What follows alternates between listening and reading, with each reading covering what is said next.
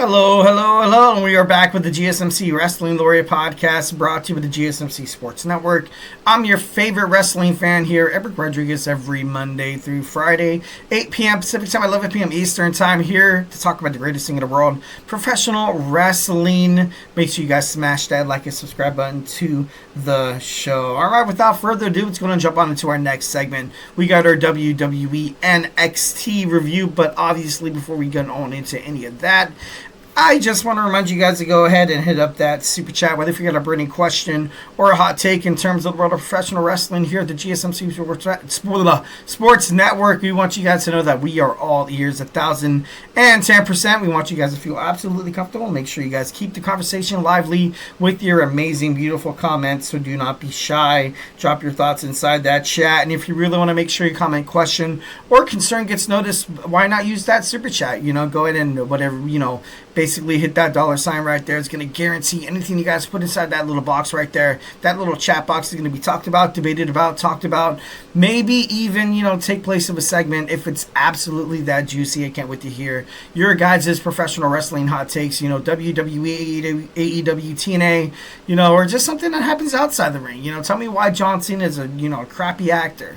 Who knows? Maybe, maybe we might stem conversation off of that. But, who knows? Who knows? Obviously, your super chats helps us keep the lights on all these amazing podcasts and with all these amazing podcasters who have absolutely one goal in mind, to make sure you guys consume all the amazing sports content that you guys love so damn much on a day-to-day basis. We obviously, we are super grateful for each and every one of you guys who joins us here daily on the GSMC Sports Network. So don't forget to Superman punch that like and subscribe button to the show. Follow the show, follow the network. So let's go ahead and keep this party going, guys.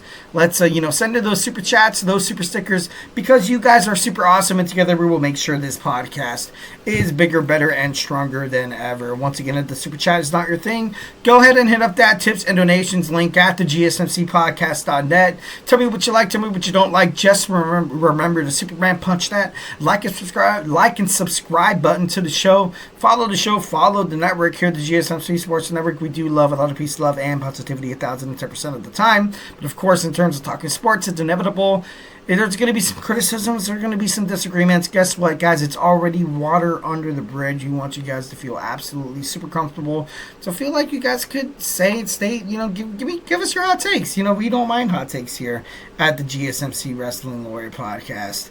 All right, so make sure you guys feel absolutely ready to drop some knowledge on your brother. Your boy E here from the GSMC Wrestling Laureate podcast.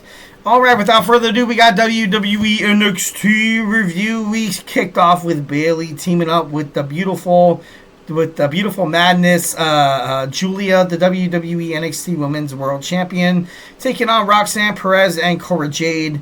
This match was actually one of my favorite matches of the bout, and I'm going to tell you why. I felt like it was a great way for Roxanne to, she lost the championship. She lost the championship, but then again, she lost it to an international wrestling star. She had this gauntlet. You had Jordynne Grace. Then you had, you had the likes of Giulia. Then you had Stephanie Vaquer. Then all these girls are coming after her and her title. And, she was actually able to kind of stand her backbone here in this match. I feel like this is a great way for her to kind of be in this position where maybe she will challenge for her, she has a rematch clause, but it's going to be a NXT Vengeance. It's going to be a triple threat match with Giulia and Bayley. But I feel like ultimately this match was kind of left open to the point where it was like, you know what?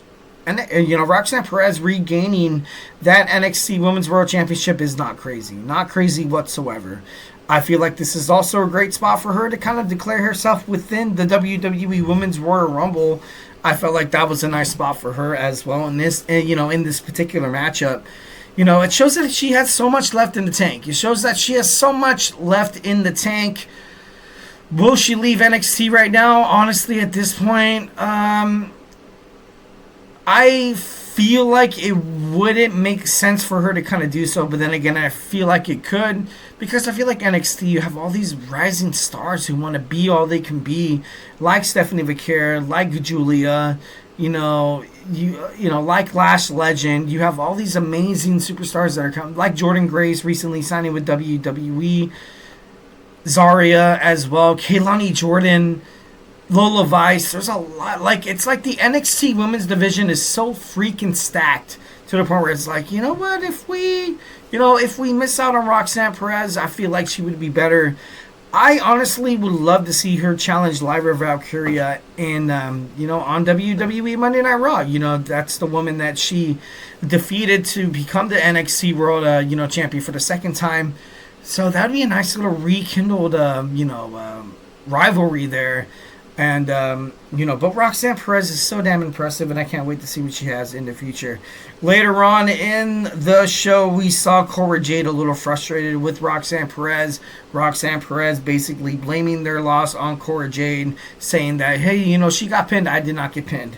So, obviously building up to that triple threat match. But, Cora Jade, I'm kind of happy that she's kind of standing up for herself. I feel like she does need a storyline on her own ultimately. I feel like she's going to be a prized possession in terms of, the NXT and TNA crossover. I feel like this is going to be a great spot for Cora Jade to finally kind of regain that confidence. Because the moment she came back, I feel like she had a lot of hype. I felt like ultimately she was a championship contender, but then she joined Roxanne Perez, and then in their tag team bouts, most of the time they kind of got their arses cooked. Mostly they were, they seemed like they were obsolete to the, opposing opponents. But Cora Jade standing on her own, I feel like that's something that's something that you have to do. That's something that I feel like she ultimately has to do, because when she's within Roxanne Perez, and I'm not trying to sound like a jerk, but it kind of gives Roxanne Perez, kind of like an excuse to lose. You always have that out. Who's going to get pinned in a tag team match? Oh, don't worry, Cora will. We're not going to make Roxanne Perez look weak. And that's not right to Cora. I feel like right now, if Cora Jade, kicks open that door of being a singles competitor, I feel like she can definitely accomplish so damn much. And, I definitely can't wait to see, I can't wait to see it. Next, we have the Grayson Waller Effect. We have them interviewing the WWE NXT World Heavyweight Champion, Oba Femi.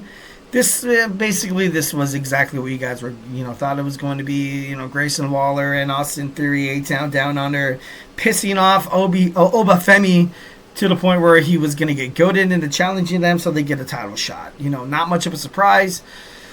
I don't know what I don't know what WWE is doing with this tag team. I really want to see them split up, but Austin Theory being on his own, he was a Vince McMahon guy, and when he was on his own doing single stuff, didn't really work out. Bad bookings. You can make all the excuses in the world, but maybe it was a blessing in disguise. Maybe he's not ready to kind of do that kind of stuff. I personally don't see him as a WWE champion. I really honestly don't. And it sucks because he plays the part. He looks good. But the talented wrestlers right now that you have on the roster that ultimately can be the WWE champion or the World Heavyweight champion, totally insurmountably in terms of talent, not really in terms of talent. That's not fair to Austin Theory. But I guess, name, image, likeness. Like, he would be a great heel champion.